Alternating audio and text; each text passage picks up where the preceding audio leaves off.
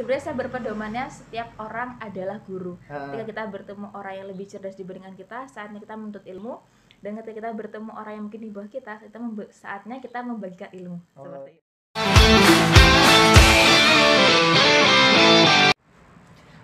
Oke, kembali lagi di channel Cita-Cita Kita. Channel yang membahas seputar dunia kerja dan jurusan apa yang harus diambil. Ataupun ketika salah jurusan, apakah bisa? Kita sekarang udah ada narasumber nih. Dan beda dari biasanya. Yang biasanya kita lewat Zoom, sekarang kita akan bertemu langsung dengan narasumber kita. Di sini kita ada narasumber yang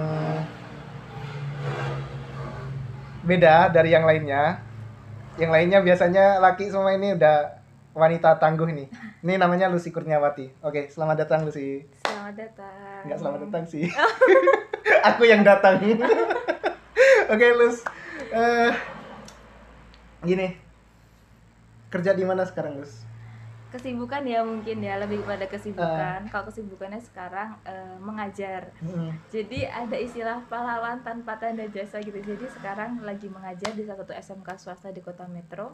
Selain itu saya juga lagi sibuk, ada kesibukan untuk mengurus salah satu usaha khususnya UMKM di bidang pangan. Oke.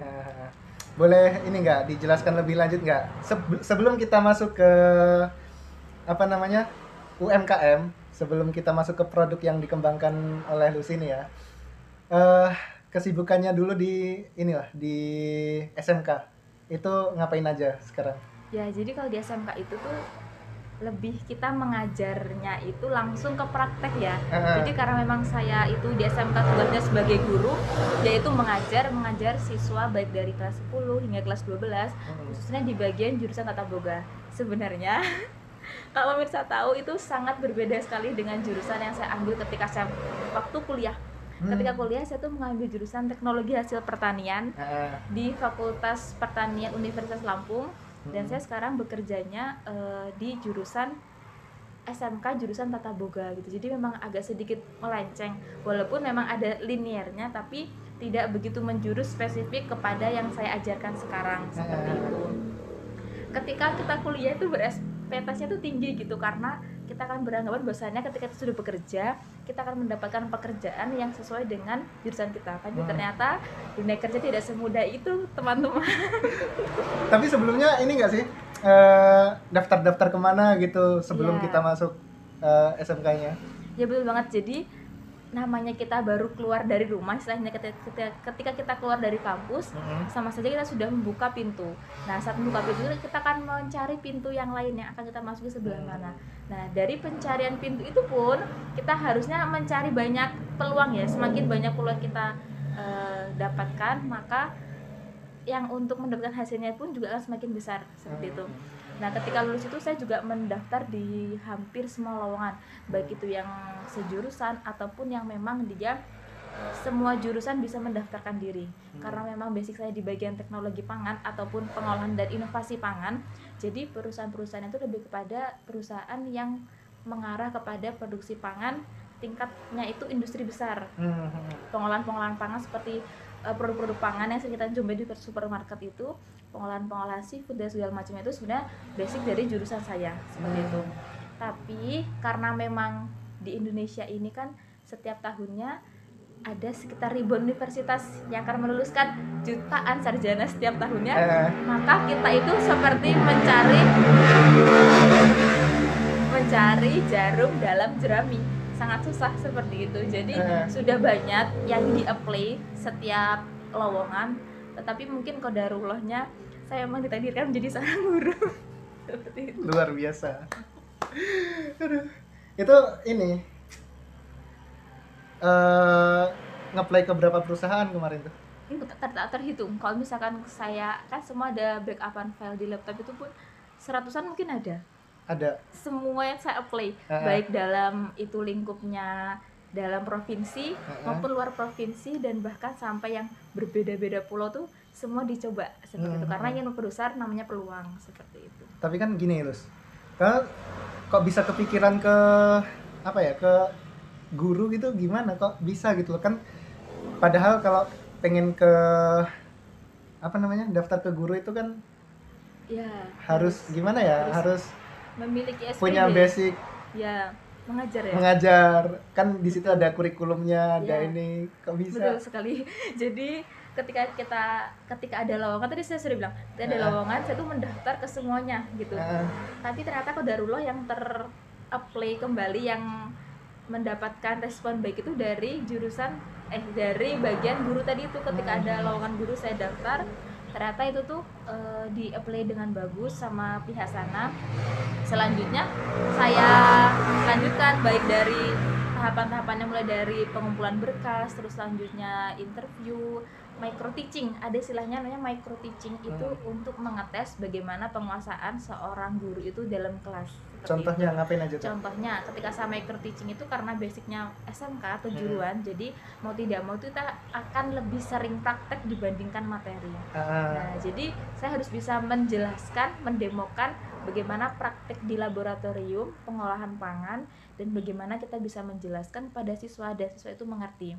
Selain itu, guru itu tidak hanya berkomunikasi dalam satu arah, melainkan dua arah. Bagaimana siswa bisa merespon apa yang guru sampaikan, dan guru bisa memberikan atau mentransfer ilmu yang guru itu tahu dan disampaikan kepada siswanya, seperti itu.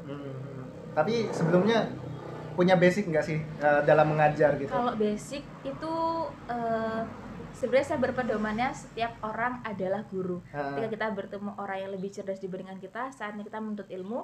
Dan ketika kita bertemu orang yang mungkin di bawah kita, saatnya kita membagikan ilmu. Seperti itu. Masya Allah, mantap. Jadi ya mengalir sendiri, beradaptasi, maka kita akan bisa menguasai lingkungan tersebut.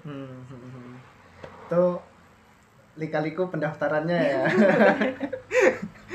Kalau di SMK-nya sendiri itu kan kemarin daftar jelas ada kuotanya dong. Iya, betul. Berapa? Satu. Iya. Dan satu-satunya orang yang diterima. Iya. Dari berapa? Waktu itu kebetulan ada sekitar 30 yang apply jurusan lowongan tersebut. Itu dari berbagai macam guru bidang studi. Jadi tidak hanya dari kejuruan saya, melainkan ada juga dari seperti pelajaran lain seperti matematika, fisika, kimia. Itu juga memang lagi bukaan lowongan sekitar mengambil 5 atau 4 guru kalau tidak salah. Itu yang mendaftar sekitar 30-an. Sekitar 30-an. Yang saya tahu waktu itu ya, ketika bertemu. Ketika bertemu seperti itu. Dan satu-satunya yang diterima di jurusan tersebut. Iya, betul. Oke.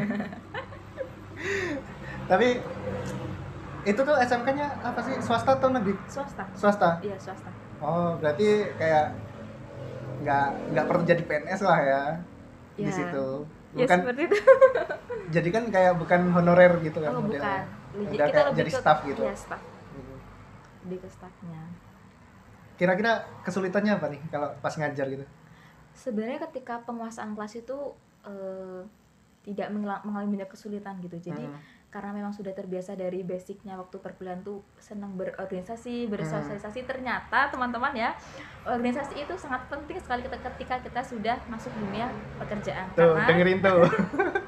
Karena kita akan bertemu dengan orang-orang yang sangat random sekali, yang bukan hanya circle atau teman-teman yang sudah mengerti kita, melainkan kita akan bertemu dengan berbagai macam sifat orang gitu.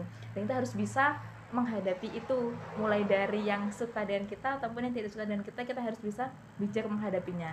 Nah, mungkin waktu awal-awal tantangan sebagai seorang guru seperti itu ya. Terus lambat laun seiring berjalannya waktu, basic-basic seperti mengajar dan lainnya itu bisa dipelajari, dan itu menurut saya tidak begitu menyulitkan gitu, karena ketika lingkungan sudah mendukung, maka kita akan belajarnya pun lebih cepat. Karena kan juga teman-temannya yang basicnya mereka sarjana pendidikan, jadi saya ketika kebingungan saya pun juga menanyakannya kepada mereka. Mungkin yang sedikit kesulitan lebih kepada penyusunan bahan ajar dan segala macam, atau istilahnya RPP. Nah, itu memang sedikit tricky ya. Mudah-mudah agak susah gitu. Jadi memang ketika penyusunannya pun saya harus lebih banyak belajar, apalagi Indonesia sekarang itu kurikulum tuh mudah untuk berganti-ganti, mulai dari K13 ya, zaman kita. Terus ada lagi namanya kurikulum Merdeka sekarang. Merdeka Belajar. Nah, itu tuh sangat berbeda sekali gitu, baik dari penyusunan materinya. Kalau Merdeka Belajar itu lebih kepada siswa itu dibiarkan mengeksplor apapun itu dan diberikan kebebasan lebih, jadi tidak terkekang oleh namanya kurikulum. Seperti itu. Dan itu basicnya itu diarahkannya kepada teknopreneur, teknologi entrepreneur. Nah, jadi siswa itu memang diajarkan, memang sengaja mereka membuat project baik itu SMK maupun SMA, di mana project tersebut itu diarahkan untuk siswa ketika lulus itu mampu untuk menghasilkan produk dan dijual. Jadi goal setnya adalah wirausaha. Itu untuk apa namanya, kurikulum Merdeka. yang Merdeka Belajar. Nah, menarik nih, kurikulum Merdeka Belajar yang digadang-gadang oleh Menteri Nadiem ya berarti ya, oleh Menteri Nadiem itu berarti ada sisi positifnya, ada kan? Ya pasti ada. Pasti ada kan? Tapi ada nggak sisi negatifnya? Mungkin kalau sisi negatif lebih kepada seperti ini, karena kurikulumnya baru, jadi kita mungkin masih kekurangan terkait media pembelajaran seperti buku-bukunya, itu susunan materinya pun berbeda dibandingkan K13. Ketika K13 itu kita ada buku sendiri ya, kurikulum 13. Nah, untuk yang di Merdeka Belajar ini mungkin kalau kita sebagai guru kesulitannya masih terkendala terkait buku-buku yang belum lengkap gitu. Jadi emang harus mencari sumber dari berbagai macam tempat ya, dan ataupun dari materi-materi yang kemarin ada di K13. Sebenarnya materinya sama, hanya mungkin penyusunan yang berbeda. Oke, itu kan negatifnya. Ya. Maksudnya sisi yang kekurangannya lah. Kalau dari segi positifnya gimana? Kalau positifnya menurut saya malah mengajarkan siswa untuk tidak terpaku tentang apa yang ada dalam koridor lingkup dia, baik dalam pembelajaran maupun lingkungan gitu. Ketika kita sekolah, contohnya ya, ketika kita sekolah jurusannya IPA, nanti kuliah pasti masuknya itu ya di saintis atau saintek ya. Tapi ketika kita di pembelajaran kurikulum Merdeka ini, kita tuh diajarkan untuk berpikir out of the box atau berpikirnya itu secara luas. Suatu benda, suatu masalah tidak hanya bisa diselesaikan oleh satu sudut pandang, melainkan bisa dari berbeda-beda sudut pandang tergantung dari mana kita memandang. Nah, seperti itu. Nah, itu kan Merdeka Belajar nih. Berarti itu kayak semau-maunya siswa itu untuk memilih apa yang dia inginkan, atau emang itu kita udah kasih konsep ke mereka untuk mereka jalankan sesuai dengan bidangnya masing-masing, atau mereka gimana ya? Bu, aku ini punya konsep kayak gini, aku pengen ini. Jadi kan setiap mahasiswa, setiap siswa itu kan jelas memiliki pemikiran yang berbeda-beda. Ya, itu gimana tuh? Jadi kalau kita sebagai guru itu sebagai fasilitator, fasilitator siswa itu kita akan memberikan berbagai macam hal. Jadi misalkan nih, si A akan diberikan materi atau pembelajaran A sampai Z, itu semua diajarkan. Kalau kita mungkin K13 sudah mencoba lintas minat sudah. Nah, ada 2 itu. Iya betul. Nah, di kurikulum Merdeka pun juga masih ada, ketika kita jurusan IPA pun masih diperkenalkan untuk memilih beberapa jurusan. Nah, IPS itu untuk tingkat SMA. Nah, dari situ nanti siswa itu akan merujuk kira-kira minatnya di mana gitu. Tapi dari keseluruhan itu sebenarnya goal setnya gini. Kita itu belajar, walaupun IPA, kita akan belajar ekonomi, kita akan belajar sosiologi, kita akan belajar sejarah, yang semuanya itu ibaratnya bagaikan suatu akar pohon ya. Jadi kita akan mencari sumber hara dari berbagai macam akar untuk nanti bisa menghasilkan pohon yang ada satu buah yang bisa dipetik. Nah, maksud dari Merdeka Belajar adalah ketika siswa itu lulus dari sekolahan tersebut, ada produk atau ada output secara real yang bisa didapat. Contohnya, tadi saya menekankan bahwasanya di Merdeka Belajar itu siswa akan cenderung untuk dilatih atau goal setnya adalah menjadi wirausaha, atau dia bisa mandiri, tidak tergantung pada orang lain, seperti itu. Nah, untuk membentuk seorang siswa bermental wirausaha ini tidak mudah. Mereka harus bisa menghitung matematika, bagaimana seperti apa. Itu yang pertama. Jadi matematikanya lebih diarahkan seperti itu. Terus selanjutnya terkait kalau misalkan memang dia biologi, bagaimana sih kita itu bisa hidupnya secara sehat, tempat pengolahan kita bisa bersih, terhindar dari bakteri-bakteri, virus dan segala macam penularannya. Terus secara ekonomi kita bisa menghitung berapa sih modal yang digunakan, laba, rugi, segala macam ya, dasar-dasar bisnis lah ya. Seperti itu. Selanjutnya sosiologi, bagaimana kita berinteraksi terhadap orang dan bagaimana kita merespon orang. Jadi semua itu tuh diambil sebagian untuk bisa menghasilkan buah yang namanya kita mandiri dalam ekonomi atau wirausaha. Karena saya juga pernah dengar gitu, di mana negara maju dan negara yang sebagian besar penduduknya itu berwirausaha atau entrepreneur. Betul nggak? Benar.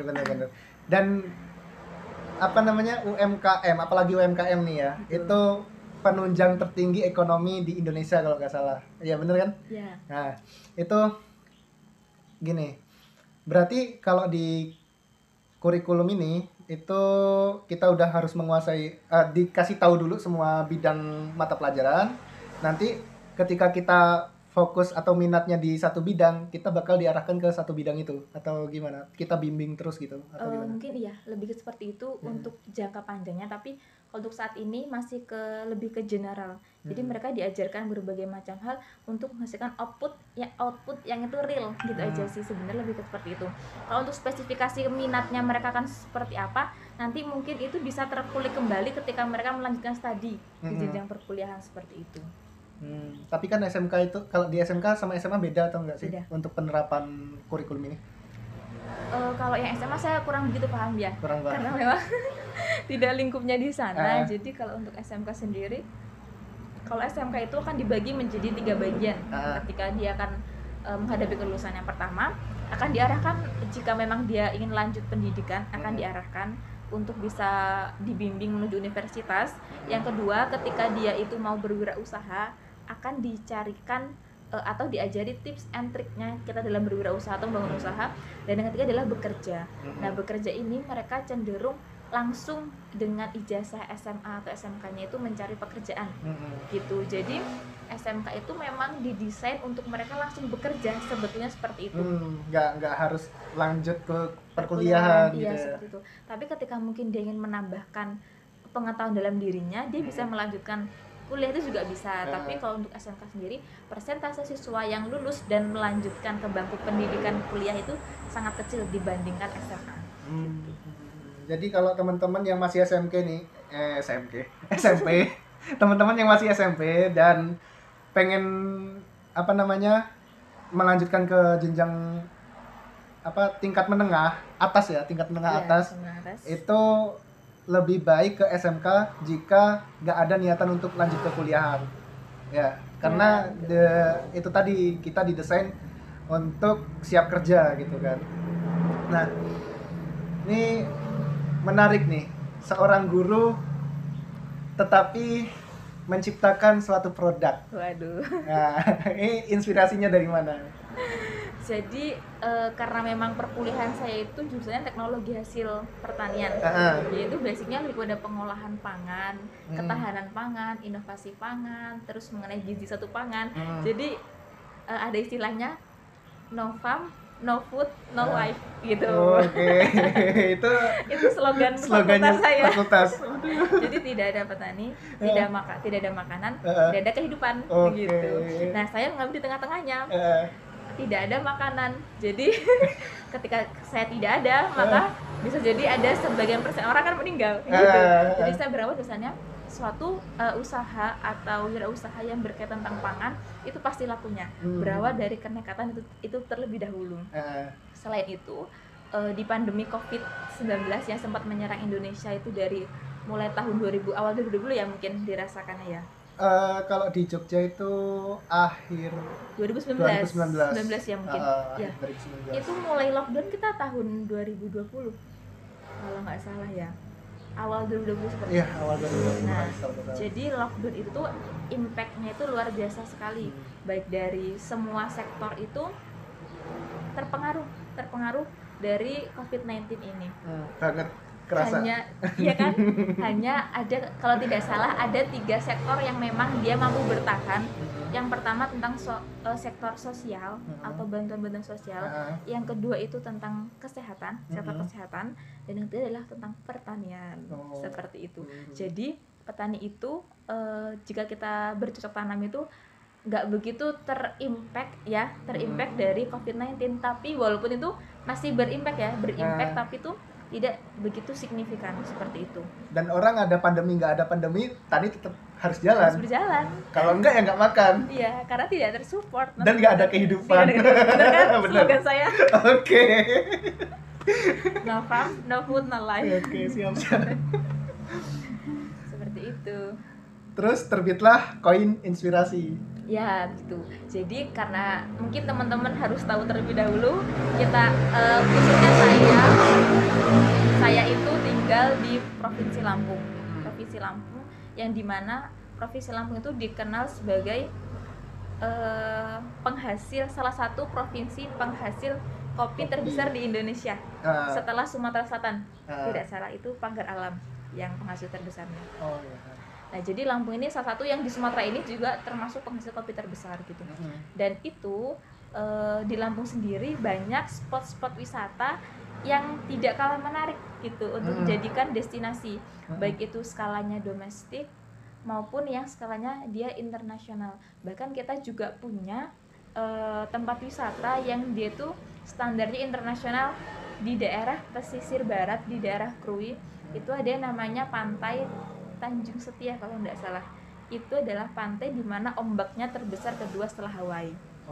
Jadi memang itu menarik turis-turis dari luar negeri ataupun domestik untuk mendatangi daerah tersebut. Nah, dari situ kita bisa mengulik suatu peluang bagaimana sih biar mereka pulang tanpa tangan hampa. Nah, makanya kita membuat suatu olahan di mana bisa dikenang oleh mereka, dibawa, tapi kita tetap meningkatkan kearifan lokal pertanian Lampung. Seperti itu. Siap. Ini berarti pakainya Robusta Lampung. Ya. Robusta Lampung ya. Susah di sini kayaknya nyari Arabica. Aku nyari Arabica loh sekarang tuh. Cuma susah ya. Susah. Itu untuk campuran kedai kopiku juga. Oh iya, betul. Jadi ternyata moderator ini pun juga memiliki usaha, teman-teman. Udah tahu. Udah tahu. Oke. Ini berarti mulai pas udah jadi guru atau belum? Sebenarnya sebelum, ketika kita menghasilkan suatu produk itu tidak hanya langsung sehari semalam kelar seperti candi pembuatannya untuk Roro Jonggrang itu tidak gitu. Ini melewati sekitar 4 atau 5 bulan masa trial error. Jadi mulai ada formulanya, itu saya membuat formulanya itu di tahun 2021 akhir sekitar bulan Oktober.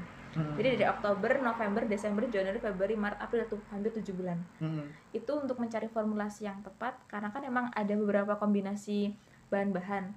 Itu harus dicari kira-kira berapa persen tepung yang digunakan, berapa persen minyak yang digunakan, harus dicoba berbagai macam sampai saya mencoba sekitar berapa 7 atau 6 formulasi. 6 formulasi. Ya, untuk bisa mendapatkan suatu produk yang menurut saya pas ya dari segi tekstur, terus rasanya dan lain-lainnya seperti itu. Selanjutnya, setelah kita menemukan suatu formulasi yang tepat, kita itu mencari masa simpannya. Nah, masa simpan itu saya menggunakan sistem yang mungkin teman-teman juga bisa menirunya ya. Jadi setiap produk itu kita bikin sampel kecil-kecil, dibungkus di kemasan yang akan kita gunakan. Karena kebetulan saya menggunakan aluminium foil, jadi saya menggunakan kemasan dalam kecil-kecil itu Alufo yang setiap berjangka sebulan atau 1 minggu sekali itu dicek kira-kira kondisinya masih baik atau tidak. Selama berapa bulan? Itu saya hampir 4 bulan. 4 bulan. Berarti, selain itu, lanjut. Selain itu, setelah kita langsung praktek mencari masa simpan, kita juga study jurnal. Jadi saya dibantu jurnal untuk produk-produk sejenis seperti ini kan nih, keripik yang basah, cenderung basah. Jadi itu saya mencari beberapa literasi jurnal, baik dari produk sejenis ataupun produk yang berbeda tapi karakteristiknya sama. Dan itu didapat untuk produk saya ini masa simpan yang aman itu sekitar 4 sampai 4,5 bulan. 4 sampai setengah bulan. Itu mulai dari trial error sendiri pakai kemasan-kemasan kecil. Ya. Terus dibantu sama jurnal. Jurnal, iya. Literasi jurnal. Itu kalau nggak kuliah kayaknya nggak kenal sama jurnal deh. Aduh. Jurnal apaan? Jurnal apa? Nah, gimana tuh ketika kita siswa yang mungkin sudah masih lulusan SMA kan dia belum mengenal jurnal. Kalau menurut Anda nih kira-kira gimana mensiasatinya? Gimana ya? Kita lebih ke ini sih. Pergaulan paling ya. Kita harus lebih kenal ke banyak orang selain dan kita harus mau dan gimana ya? Harus mau buat keluar dari zona kita. Ya, betul. Keluar. Kalau kita berada di zona yang itu aja, apalagi lingkup pertemanan yang itu aja, informasi kita paling ya sekitar itu gitu, nggak akan lebih gitu kan. Itu kalau solusiku ketika kita nggak lanjut ke studi jenjang atas lagi ya, karena kita nggak bakal tahu, mungkin pemikiran kita ya masih lebih ke apa none lah ibaratnya, apa adanya, apa maksudnya. adanya. Kita adanya di lingkungan kita kayak gini, ya udah kita kayak gini aja gitu, nggak usah berkembang lagi. Tapi kan kalau udah kita keluar, kita lihat lingkup-lingkup keluar, dan keluarnya itu niatnya bukan niat untuk main tapi niat untuk belajar Ya, gitu. betul. Nah di situ teman-teman bisa akan berwawasan luas, lebih luas lagi gitu. Itu sih kalau dari aku. Sip. Coba kalau dari lu sih gimana? Sepakat aja deh. Oke. Nah, ini nih yang unik nih. Seorang guru nyambi bikin koin kopi, wirausaha. Bagi waktunya gimana? Aduh. Ini pertanyaan yang saya mau jawabnya udah 1001 kali sepertinya. Ya, memang kalau untuk kita menjalani dua jalan yang berbeda itu harus ada ekstra waktu yang dikorbankan. Seperti itu. Ketika kita fokus, sebenarnya Allah itu sudah menciptakan waktu 24 jam itu sangat cukup gitu. Karena sebenarnya masih ada beberapa menit, beberapa jam yang kita menyia-nyiakannya sebenarnya seperti itu. Tapi namanya manusia, kita pernah merasakan lelah ya. Jadi ketika kita ingin mencapai suatu tujuan yang besar, kita jangan bekerja ataupun jangan melakukan hal-hal yang orang lain rata-rata lakukan. Kita harus bisa bekerja lebih tinggi lagi, berkegiatan lebih tinggi lagi untuk meng-up skill dan kapasitas kita gitu. Jadi ketika tujuannya besar, maka jangan sampai kita itu memiliki usaha yang kecil gitu. Jadi saya menganggapnya berbanding lurus saja gitu. Ketika banyak tuntutan, berarti harus ada waktu yang dikorbankan, yaitu istirahat. Mungkin istirahatnya berkurang seperti itu. Terus untuk mensiasatinya, karena memang kalau dunia pendidikan itu kita harus full ya, dari Senin sampai Sabtu di sekolahan dan segala macamnya. Itu kita kalau siang, kalau mungkin saya sendiri ya, dari pagi hari sampai siang, sampai sore bahkan, karena pukul 3 saya baru keluar dari sekolahan, itu mengajar, pure mengajar. Tapi ketika sudah kembali ke rumah, itu langsung mengerjakan pekerjaan yang memang notabene di bagian bisnis. Jadi gimana kita membuat produk, gimana kita packing. Jadi kalau sekali produksi itu seminggu mungkin sekitar 2 atau 3 kali seperti itu. Nah setiap harinya tuh cuman malam tuh packing, berangkat sekolah, pas sampai sekolahan ngajar, ada waktu luang kita kirim ke ini ekspedisi. Jadi seperti itu membagi waktunya gitu. Kalau dibilang capek itu capek, kalau nggak mau capek ya udah tidur. Bener itu apa namanya, sampai Sabtu ngajar? Sampai Sabtu, iya, karena kebetulan nggak full day school. Tidak, itu aja tidak full day school, kita sudah pulang jam 3 sore. Nggak tahu kenapa ya, memang padatnya, mungkin karena padat ininya kegiatan di sekolah, jadi tuh tidak bisa untuk full day school. Jadi yang benar sampai sore pun itu masih sampai Sabtu kami belajar itu. Gitu. Ini berarti sepulang dari ngajar nyampe rumah Ya, prepare packing segala macam. Nggak beli waktunya orang aja. Ya, karena ada yang bilang kalau misalnya kita ingin berjalannya itu jauh, kita harus bersama-sama. Tapi ingin berjalannya cepat, kita harus berjalan sendirian gitu. Pada saat ini yang saya kejar adalah berjalan cepat menuju loket bis terdekat. Jadi gitu. Analoginya seperti itu. Jadi saya ingin berjalan cepat terlebih dahulu untuk menuju suatu loket bis. Nah nanti dalam bis saya akan bertemu banyak orang yang bisa mengantarkan saya pergi lebih jauh.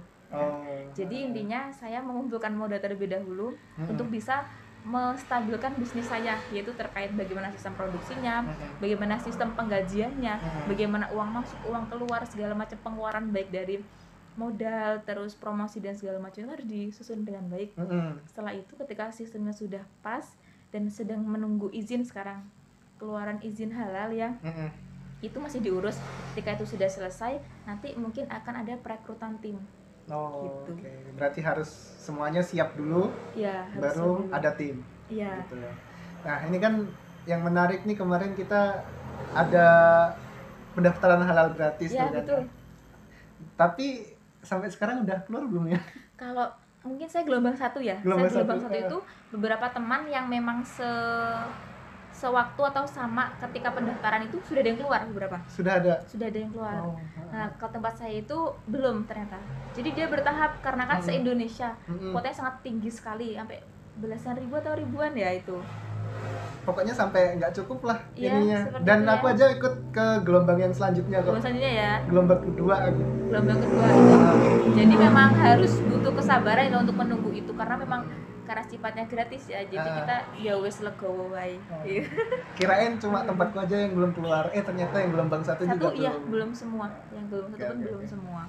Berarti kan kayak masih ada harapan untuk keluar. Jadi dari situ kita bisa melihat ya, pemerintah tuh memberikan support yang sangat baik untuk warganya dalam berwirausaha. Iya kerasa sih. Aku sekarang ya kayak yang dulunya gimana ya?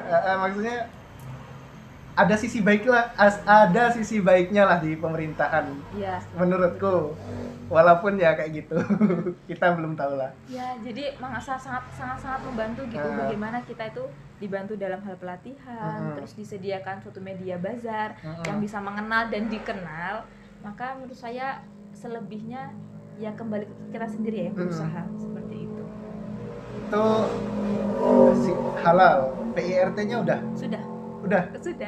Oh, ganti labelmu kemarin sempat ditolak kan? Sempat ditolak. Jadi kemarin ternyata teman-teman mau mengajukan PIRT itu harus benar-benar real datanya. Dan kemarin sempat ada penolakan karena memang label yang saya gunakan tuh belum standar untuk pengajuan PIRT. Ada beberapa item yang memang harus tercantumkan dan belum tercantumkan seperti itu. Jadi setelah belajar, dan gue juga sempat tanya sama Dwi juga ya terkait kemarin bagaimana sistem pengajuannya dan contoh pelabelannya. Terus pengajuan kedua kalinya dengan masih menggunakan akun yang sama sebenarnya. Akun yang sama, hanya pengajuan yang kedua itu alhamdulillah langsung ACC gitu dan langsung keluar PIRT seperti itu. Oke. Oh ya, untuk teman-teman yang nggak tahu PIRT itu apa? PIRT itu kayak BPOM lah, tapi tingkatannya lebih lokal ya, lebih rendah lagi, lebih kecil lagi lingkupnya, lebih ke UMKM kalau PIRT itu, industri rumah tangga. Kalau BPOM kan ada lagi sih BPOM, PIRT itu bedanya ada beberapa. Yang PIRT itu untuk makanan-makanan ringan yang berupa benda padat ya, bukan liquid. Kalau liquid udah masuknya ke BPOM. Oh gitu. Oh, saya baru tahu. Enggak, udah penyuluhan PKP belum? Kayaknya saya enggak. Kalau untuk penyuluhan tuh saya belum pernah ikut ya, mungkin karena keterbatasan waktu. Jadi pas kebetulan kemarin hal itu ada waktu, jadi ikutnya langsung praktek untuk pengajuan yang halal itu. Soalnya kan kalau PIRT ini kemarin tuh harus ikut pelatihan PKP. PKP itu pelatihan keamanan pangan. Oh gitu. Itu aku ikut pertama kali di mana ya, di Gedung Tataan Pesawaran itu. Terus yang kedua kali aku ikut PKP karena yang satunya di ini apa namanya, terselubung sih lebih tepatnya. Judulnya beda, ternyata isinya PKP. Oh gitu. Itu sih yaitu tentang dunia kerja ya, seorang Lucy Kurniawati yang wanita hebat nih.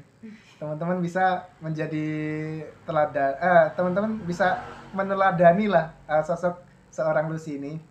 Aduh, ini banyak kalimat hiperbolanya teman-teman. Oke, ini udah banyak berarti ya terjual ya koin? Alhamdulillah sudah banyak selama kurang lebih dari April, Mei, Juni, Juli.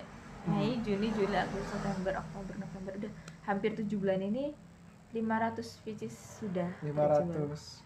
Itu sebenarnya masih angka yang sangat kecil dibandingkan di luar sana sih. Iya. Tapi kan ada peningkatan lah daripada udah launching nggak ada yang beli. Seenggaknya ada sedikit uang buat beli bensin ya. Bener-bener. Seperti itu. Ini ada berapa rasa nih? Oh ya, jadi sekalian promosi boleh nggak nih? Boleh ya. Sekalian. Jadi untuk teman-teman di koin kopi ini yaitu keripik kopi inspirasi, di mana nama dari keripik kopi inspirasi ini diambil dari setiap quotes yang ada pada kemasan-kemasannya. Apa tuh? Jadi di sini ini saya mencantumkan setiap rasa itu beda-beda quotes. Ya, Baru nanti tahu. bisa dicek deh ya nanti. Jadi harapannya apa yang selain kita bisa memberikan produk kepada masyarakat ataupun konsumen, kita itu bisa sedikit menginspirasi atau memotivasi mereka untuk terus bergerak dan berkarya seperti itu. Selain itu, dari Koin Kopi ini harapannya bisa memberikan value lebih kepada masyarakat. Selain kita mengembangkan kearifan lokal Lampung dan untuk memajukan perekonomian ya, karena di pandemi Covid ini lumayan pergeserannya sangat signifikan gitu. Saya juga sangat sedih gitu melihat orang-orang yang apalagi di kampung halaman saya ya, banyak yang kehilangan pekerjaan ataupun ibu-ibu rumah tangga yang mungkin hanya menganggur tidak bekerja gitu. Harapannya Koin Kopi ini mampu menjadikan salah satu solusi mereka gitu, tidak hanya berdiam di rumah saja, jadi bisa bergabung mungkin di perusahaan yang akan sharing di sini jika berkembang gitu. Jadi saya bisa memberikan sedikit peluang usaha untuk mereka bisa bergabung. Nah, jadi ibu-ibu rumah tangga itu harapannya juga bisa menghasilkan pendapatan untuk keluarga mereka seperti itu. Karena Oke, lanjut. Itu ya tadi tentang pembagian waktu dan kesibukan seorang Lucy menjadi seorang guru dan wirausahawan. Dan penjual keripik aja. Penjual keripik merendah. Biar jadi inspirasi buat teman-teman kan, sesuai dengan produknya. Seperti itu. Siap. Oke. Lus, mungkin itu aja. Kita udah panjang lebar ngomongin soal dunia kerja yang nggak harus sesuai dengan bidang kita di kuliahan. Nah, mungkin itu aja. Ada nggak tambahan buat teman-teman ketika dia ingin mulai bekerja atau ingin memulai usaha? Oke. Jadi Rasulullah pernah mengatakan bahwasannya 9 dari berapa 11 pintu rezeki ya? Kalau nggak salah sih, aku udah lupa juga. Mohon maaf, dikorek. Misalkan ada yang kesalahan dikoreksi ya. Disclaimer. Dari berdagang gitu. Jadi kalau misalkan teman-teman itu ingin berusaha, dari semua hal itu harus mencobanya termasuk dalam berdagang. Dan kalau misalkan bingung mau dagang apa, boleh gabung join reseller kepada saya. Oke, resellerin tuh produk Koin Kopi. Oke, mungkin itu aja ya teman-teman sesi kali ini. Semoga bisa bermanfaat buat teman-teman sekalian dan menjadi inspirasi buat teman-teman agar bisa menentukan masa depan teman-teman ke depannya gitu. Mau jadi pengangguran kah? Mau jadi pengusaha, karyawan, atau pendidik gitu. Boleh kita akhiri aja kali ini. Terima kasih Lucy untuk waktunya. Sama-sama. Selamat datang. Kok selamat datang? Sampai jumpa. Sampai jumpa kembali di lain waktu dan kesempatan. Kapan-kapan aku yang undang lah ke rumah, bukan aku yang kesini. Boleh. Kalau udah punya studio tau. Siap. Ditunggu studionya. Oke, gitu aja. Oke, assalamualaikum Lus. Waalaikumsalam. Aku tadi udah salam dulu. Iya. Udah ya, udah. Ngucapin salam ke kamu ya. Oke, gitu aja. Sampai jumpa. Assalamualaikum.